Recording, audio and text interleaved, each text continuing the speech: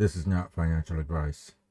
Terra Luna, once the golden child of crypto world, almost 2,400% in under 1 year, was recently cast off their throne and kicked out of the room. This as the price plummets from $119 to 55 cents in around a month. Terra Luna, and its high of $119 on April 4th and its low today at 55 cents. There were signs of trouble in the first week of this month, when the price averaged around $80. On May 4th, the price began its decline slowly from 86. On May 5th, it reached a low of $80, but recovered some. On May 6th,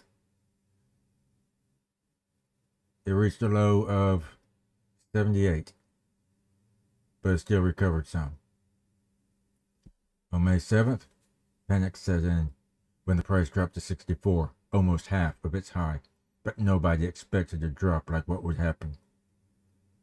On May 8th, the price tried to recover at its new high of 67, but it didn't last long.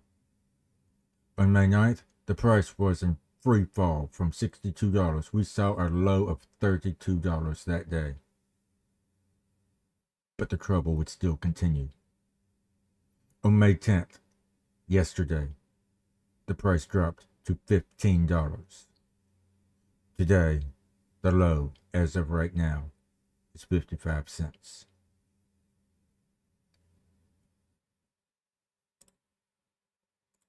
According to a post made on May 10th, yesterday, the Terra Luna attack is explained. Blackrock and Citadel borrowed 100,000 Bitcoin from Gemini, as it appears on their loan book. They swapped 25,000 of that Bitcoin into US Tether. This was all done quietly, in anticipation of the attack. When the time was right, they called up Do Kwon at Terra Foundation and said they wanted to sell a lot of Bitcoin for US Tether. As it was a large trade, they told him they didn't want to move the market and asked if he would like to buy their large block of Bitcoin at a discount for US Tether. Do Kwon took the bait. He gave them a huge chunk of US Tether, thus dropping the US Tether liquidity significantly. At that point, Blackrock and Citadel dumped all the Bitcoin and US Tether, causing a massive slippage and triggering a cascade of forced selling in both assets. The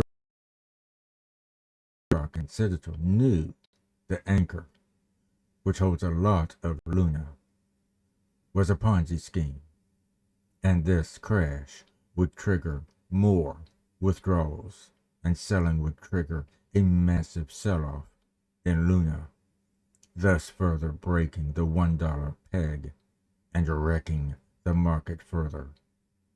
Blackrock and Citadel can now buy the Bitcoin back cheaply to repay the loan and pocket the difference. Meanwhile, billions of longs and Bitcoin VAR were wiped out. This was pure market manipulation.